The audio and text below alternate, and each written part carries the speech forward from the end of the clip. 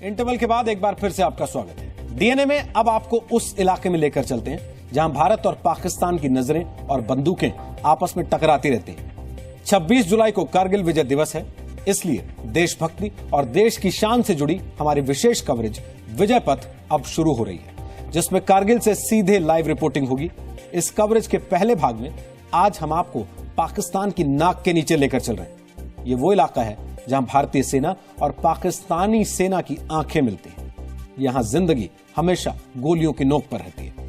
हमारी special report में आज आप भारत की वो खुफिया सुरंग भी देखेंगे जो आपने पहले कभी नहीं देखी होगी। हम आपको दिखाएंगे कैसे जी न्यूज का कैमरा देखते ही पाकिस्तानी सेना परेशान हो गई और हमें बॉर्डर के इलाके से बाहर जाने के लिए कहा जाने लगा। हमारे रिपोर्टर्स राहुल सिन्हा और कृष्ण मोहन मिश्रा की यह रिपोर्ट अपने आप में एक अनदेखा अनजाना सफर है।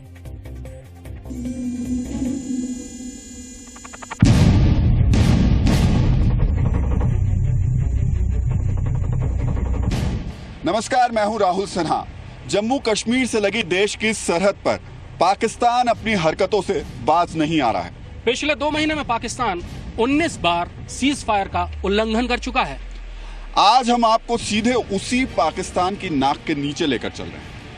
आपको हम आज एक ऐसी पोस्ट पर ले जाएंगे जहां से आप पाकिस्तान के सैनिकों की आंखों में आंखें डालकर देखेंगे। जी हाँ, पीओके यहां से महज 600 मीटर की दूरी पर है। लेकिन Rahul, Islamabad well with in reach.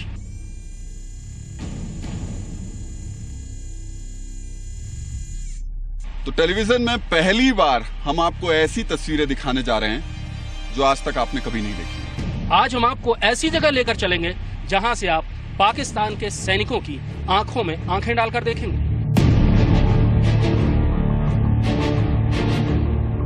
हम शुरुआत इस टनल से कर रहे हैं, इस खुफिया सुरंग से कर रहे हैं, जिससे होकर आप सीधे पाकिस्तानियों की नाक के नीचे निकलेंगे। लेकिन इस सुरंग में हम कई जगह बहुत सारी चीजें अधूरी छोड़ेंगे। ये चीजें अधूरी छोड़ना जरूरी है, आपके लिए, हमारे लिए और देश की सुरक्षा के लिए।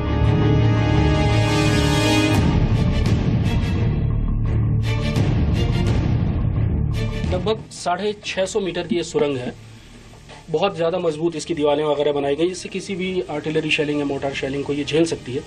साथ में बीच बीच में मोटिवेट करने के लिए वन लाइनर्स भी हैं, जिससे जो जवान यहाँ पर लगातार तैनात हैं उनके हौसले भी बने रहें। चलिए, ये वन लाइनर्स जो हमारे वन लाइनर्स होते हैं कृष्ण मोहन, वो उससे ज़्यादा कैची नजर आ रहे हैं। ये सुरंग लगातार 650 मीटर तक चलती। बीच बीच में इस तरह के पॉइंट्स हैं जहां पर हथियार लगाकर सामने फायरिंग की जा सकती है। सर्विलांस के लिए भी ये काम में आते हैं, निगरानी के भी काम में आते हैं।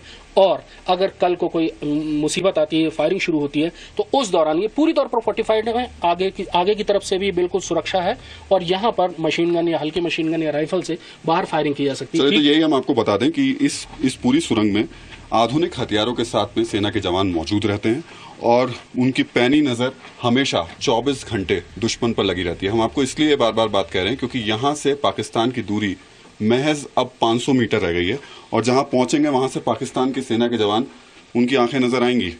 इरादे तो खैर आप देखते ही हैं लगातार किस तरीके से सरहद पर उनके इरादे नजर आते हैं, उनकी आंखें भी दिखाएंगे आप।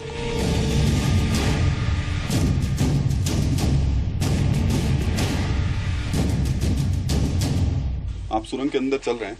अमूमन मेरे साथ कृष्ण मोहन दिक्कत है कि ऐसी जगह पर मेरा दम घुटने लगता है, लेकिन यहाँ कहीं नहीं, हवा बिल्कुल प्रॉपर आ रही है और ये चीज यहाँ पर बेहतरीन। चाहे भले ये सुरंग देखकर एक बार चंद्रकांता संतति जैसी कोई सुरंगें दिमाग में आती हूँ, लेकिन ये सुरंग बहुत ज्यादा आधुनिक है, बहुत ज्यादा मजबूत है और जिस मकसद के लिए इसे बनाया गया है उस मकसद को ये पूरी तौर पर पूरा करती है। पहली बार टेलीविजन पर आपके सामने सुरंग को लेकर आ रहे हैं हम। ये खुफिया सुरंग है अभी तक। अब हम सुरंग के मुहाने पर आ चुके हैं, यानी उसके दूसरे सिरे पर। पीओके, पाक ऑक्यूपाइड कश्मीर, केवल 300 मीटर।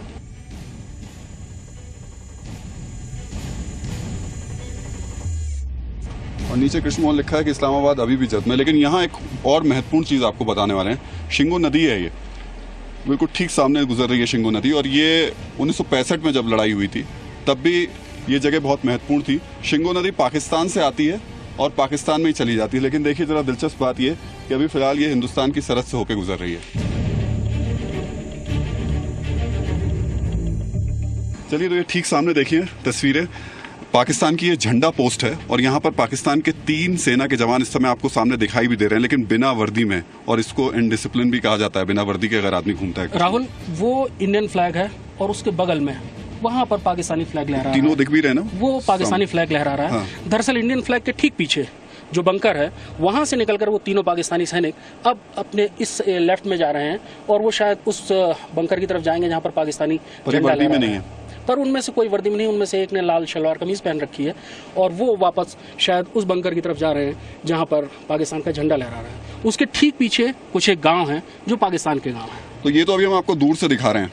हमने आपसे वादा किया है आपको बिल्कुल पाकिस्तान की नाक के नीचे लेकर चलेंगे, उनकी आंखों में आंखें आज आपको डालकर दिखाएंगे कहाँ है पाकिस्तानी और कैसे बैठे हुए।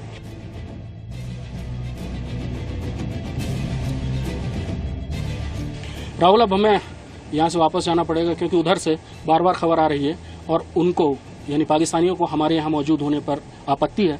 साथ ही हम लगातार दुश्मन की राइफलों की जद में भी हैं। बिल्कुल, और आपको हमने दिखाया भी, ये सबसे लास्ट पॉइंट है जहाँ से आप देख सकते हैं हमने पाकिस्तानियों को आपको दिखाया। पाकिस्तानी के जो सैनिक हैं वो बिल्कुल ठीक सामने खड़े हुए हैं और वहाँ से जैसे कृष्ण बता रहे हैं बार बार कहा जा रहा है कि अब हमको इस जगह खाली करनी पड़ेगी, लेकिन ये जरा कुछ पॉइंट्स देख लीजिए आप। चारों तरफ पाकिस्तानी पोस्ट बनी हुई है और ये जो पाइप्स लगे हुए हैं इनके थ्रू ये देखा जाता है कि पोस्ट कहाँ है, क्या लोकेशन है उनकी। और खास बात ये भी है कि पीछे जो ये बिरलमान विलेज है, हालांकि वहां पर पक्का कंस्ट्रक्शन है, हालांकि एलओसी से 500 मीटर तक कोई पक्का कंस्ट्रक्शन होने की इजाजत नहीं होती है, पर भारतीय सेना ने गुडविल जेस्चर के तौर पर गांव वालों को पक्का मकान बनाकर वहां रहने की इजाजत दी है। वहां पर गांव वाले आ सकते हैं और उनके ऊपर किसी भी किस्म की फायरिंग पक्का कंस्ट्रक्शन पर भी नहीं होगी। यहाँ पर जितनी भी पोस्ट हैं, जितने भी बंकर्स हैं, वो संगर हैं। दरअसल वो पत्थरों को जोड़कर बनाए गए हैं, कोई भी पक्का कंक्रीट का स्ट्रक्चर यहाँ पर नहीं है। 200 मीटर दूर पाकिस्तान की एक कंपनी है, 27 सिंध यूनिट है उनकी, जिनकी एक कंपनी है और उनको लगातार आपत्ति भी हो रही है। हम यहाँ पर शूटिंग कर रहे हैं। कर्नल पुनीत द्विवेदी, आप ये बताएं कि वो 44 कहलाती है, ये 43 कहलाती है। क्या भारतीय और पाकिस्तानी सेना ने मिल के अपनी पोस्टों का नाम रखा है 43 और 44? नहीं, मिल के नाम नहीं रखा है, पर ये थोड़ा सा एक इंटरेस्टिंग किस्सा है। 1971 तक ये जो इलाका है जिसमें हम लोग अभी खड़े हुए हैं ये पाकिस्तान के कब्जे में था।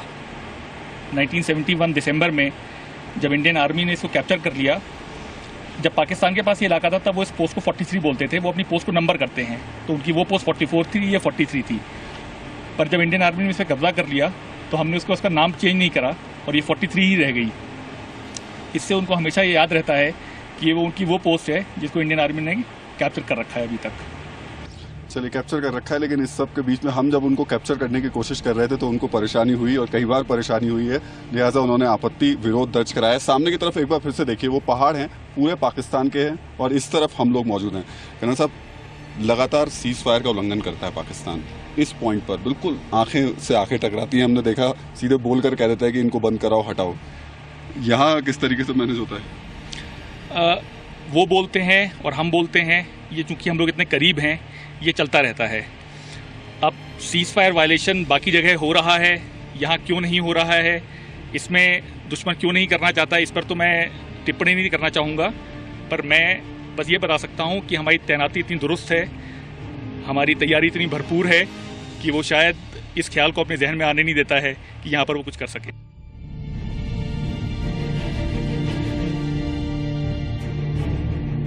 लेकिन राहुल, अब हमें यहाँ से चलना होगा। एक बार बस हम आपको फिर से बता दें कि देखिए, हिंदुस्तान का जो झंडा है उसके बाकी इस तरफ जितना भी इलाका है वो सारा पाकिस्तान का है। वही पाकिस्तान जो बार बार सीज फायर को तोड़ रहा है, बार बार अपनी नापाक मंशा जाहिर कर रहा है। हमारी कोशिश थी आपको यहाँ तक ला करके दिखाने की कैसे हिंदुस्तान सेना के जो जवान है वो यहाँ पर मुस्तैद हैं हर बात का करारा जवाब देने के लिए। तो ये वो पोस्ट है, इस पोस्ट से फिर वापस जा रहे हैं क्योंकि बार बार ये मैसेज आ रहा है कि ये जगह छोड़नी पड़ेगी। ये सबसे आगे की पोस्ट थी, यहाँ से सिर्फ 100 मीटर की दूरी पर पाकिस्तानी तैनात है।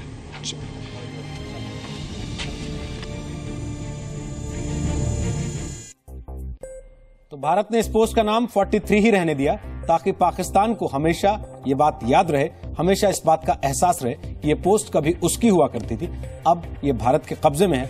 लिहाजा दोबारा ऐसी गुस्ताखी करने की कोशिश सरहद के दूसरी तरफ से फिर ना हो। वैसे हम आपको बता दें कि जी न्यूज के एडिटर सुधीर चौधरी भी कारगिल से स्पेशल रिपोर्ट्स आप तक पहुंचाएंगे और डीएनए का स्पेशल एडिशन सीधे कारगिल से आपके सामने आएगा। इसके लिए आप अगले 3 दिन तक जी न्यूज ध्यान से देखिए।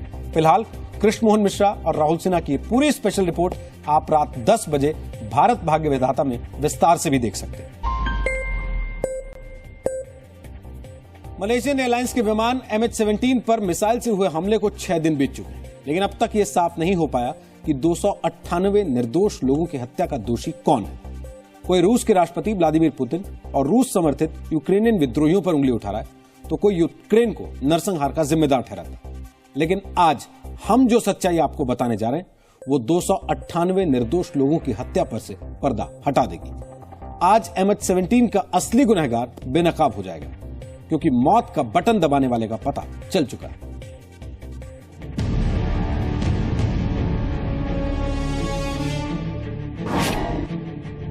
दो 298 बेगुनाहों के नरसंहार पर बड़ा खुलासा।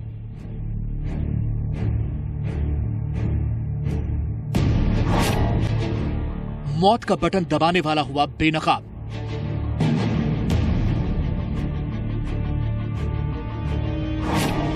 दो 298 की मौत का जिम्मेदार एक बेरहम सैनिक।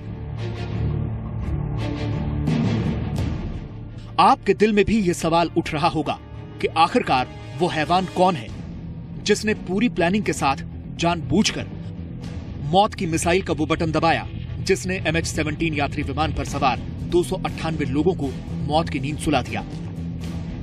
इस सवाल का जवाब मिल गया है और यह खुलासा किया है यूक्रेन के informational security director Vitaly Naida ने। DNA में हमने खुलासा किया था और आपको वो तस्वीरें भी दिखाई थी जब रूस समर्थित यूक्रेन के विद्रोही विमान पर हमले से ठीक 2 घंटे पहले मिसाइल लॉन्चर को लेकर जा रहे थे। हमने आपको यह भी बताया था कि हमले के लिए रूस समर्थित यूक्रेन के विद्रोही जिम्मेदार हैं और घटना को अंजाम देने के बाद उन्होंने निर्दोष लोगों की मौत का जश्न भी मनाया था। लेकिन यूक्रेन के इंफॉर्मेशनल सिक्योरिटी के डायरेक्टर विटाली नायडा ने जो खुलासा किया है वो रशिया के राष्ट्रपति व्लादिमीर पुतिन को शर्मिंदा कर सकता है। आप भी सुनिए यूक्रेन के अधिकारी ने एक अमेरिकी न्यूज चैनल को दिए इंटरव्यू में क्या दावा किया है। शराब के नशे में किसी विद्रोही ने बटन नहीं दबाया था। क्या आप मानते हैं कि वो रूसी सैनिक था? बिल्कुल। रूस का ट्रेन किया हुआ? हाँ, रूस का ट्रेन किया हुआ, पढ़ा लिखा और समर्थ अधिकारी। जिसने बटन दबाया? हाँ, जिसने बटन दबाया जानबूझकर। हमारे पास इसे साबित करने के लिए पक्के सबूत हैं। इन बातों पर यकीन इसलिए भी होता है क्योंकि बक मिसाइल को फायर करने के लिए एक वेल ट्रेन्ड सैनिक का होना जरूरी है और विद्रोही इस काम को अंजाम नहीं दे सकते थे। इस पूरे खुलासे का एक पहलू यह भी है कि यूक्रेन इस हमले के लिए पुतिन और रूस समर्थित विद्रोहियों को जिम्मेदार ठहराकर मामला रफा दफा करना चाहता है।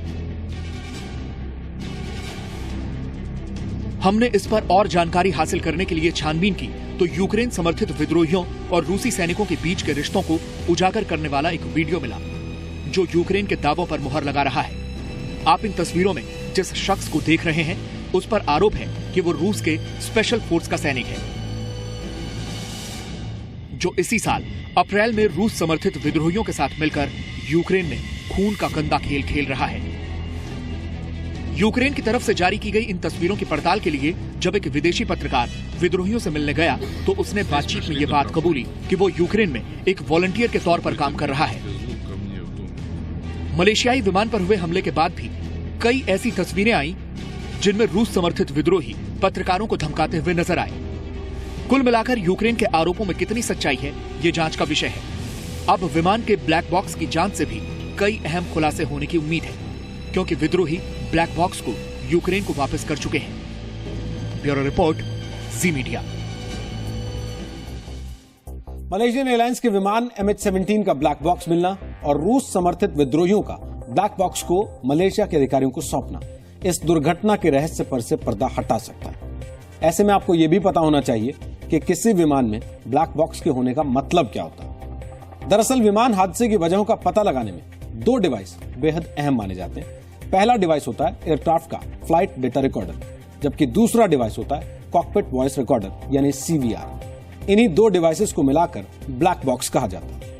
इन्हें भले ही ब्लैक बॉक्स कहा जाता हो, लेकिन इनका रंग काला नहीं होता, बल्कि इसे चमकीले नारंगी रंग से रंगा जाता है ताकि जरूरत पड़ने पर इसे किसी भी तरह के मलबे से खोज निकालने में दिक्कत ना हो। इसे विमान के पिछले हिस्से में फिट किया जाता है, क्योंकि आमतौर पर विमान का यही हिस्सा हादसे में सबसे कम प्रभावित होता है। ये दोनों device crash proof memory unit से बने होते हैं, यानी कि विमान के क्रैश होने के बाद यही दोनों डिवाइस सुरक्षित रह पाते हैं। दोनों डिवाइस को इस तरीके से बनाया जाता है कि ये तेज आग, भीषण क्रैश और कई टन मलबे में दबने के बावजूद नष्ट नहीं होते।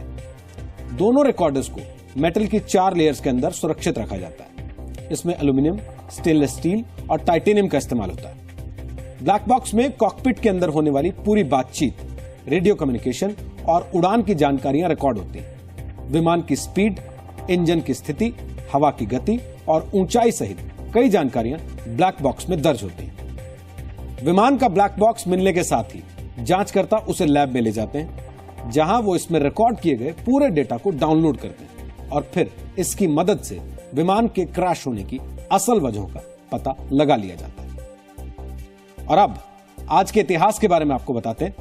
1906 में आज भारत के क्रांतिकारी शहीद चंद्रशेखर आजाद का जन्म हुआ था।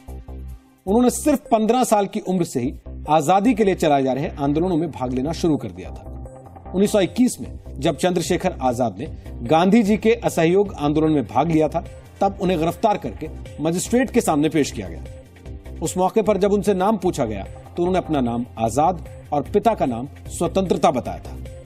युवा पीढ़ी के लिए आज भी यह संवाद एक प्रेरणा है। 1856 में आज ही के दिन बाल गंगाधर तिलक का जन्म महाराष्ट्र के रत्नागिरी में हुआ था।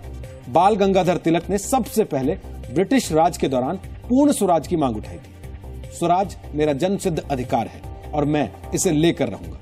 ये प्रसिद्ध शब्द बाल गंगाधर तिलक के ही थे और उन्हें आदर से लोकमान्य भी कहा जाता था। दुनिया का पहला commercial hydro electric power station 1880 में आज अमेरिका के मिशिगन में शुरू हुआ था।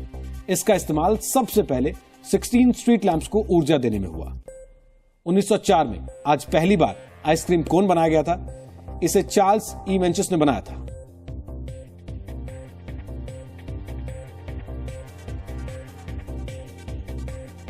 तो डीएनए में आज के लिए इतना ही। कल रात ठीक 9 बजे आपसे मुलाकात होगी कारगिल से डीएनए के स्पेशल एडिशन के साथ। तब तक के लिए इजाजत दीजिए। नमस्कार।